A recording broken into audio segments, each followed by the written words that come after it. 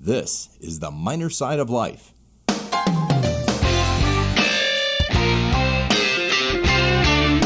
And I guess maybe with that in mind, I'm sure you had people showing up at the football games not expecting to be handed a Kyle Flood bobblehead. Kyle was the coach there then. Did you get a feeling of pushback from any fans, or what was that sort of feedback? No doubt. Well, listen, there minor league baseball, by and large, nobody cares who wins or loses, right? Playoff attendance shows you that. Whereas you get to college and man, that people really care whether you win or lose, right? So, I mean, it must have been my second or third home game. And I remember football wise, and it was halftime and we were losing at Temple. And somebody called me on my cell phone and said, "You got to fire the coach." And I was like, well, first of all, it's halftime. Second of all, how'd you get my cell phone number? Because I don't know who you are. And third of all, I am definitely not the person that hires and fires coaches. So, but like that just, it reiterated how serious everybody takes it. So you did need to, think it through. All right. So you got your longtime season ticket holders, your longtime fans, the fans that really care about the wins and losses. How do you juggle that with, trying to get new fans to get people into the facilities? So that was absolutely a conversation every time we came up with something. The other thing that was a change was in minor league baseball, right? You might be sitting around at 10 o'clock that morning, kicking around ideas. You're like, wow, that's a pretty good idea. Let's try that tonight.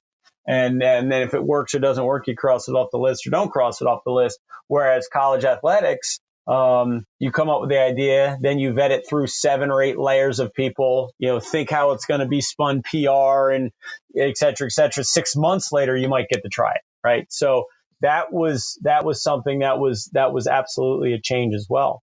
Now going into the G League, the WNBA, it's probably somewhere in between, but, you can get a little bit more freewheeling than you would at an NBA team. And still yet it was an opportunity for you guys. So it's not totally unlike Lakewood where you had a chance to build from the ground up. Here you had the chance to sort of rip the Band-Aid off and break some of those habits and stuff like that. Some things, absolutely. So we did get to do some things that it was, wow, we're totally starting fresh. But on the other side, you had people that have been season ticket holders for 20, 30, 40. I think one year we honored 2 people who had been season ticket holders for 50 years for football. And basketball is probably the same length of time. So you needed to honor that tradition, even though you're going into a bigger, better conference.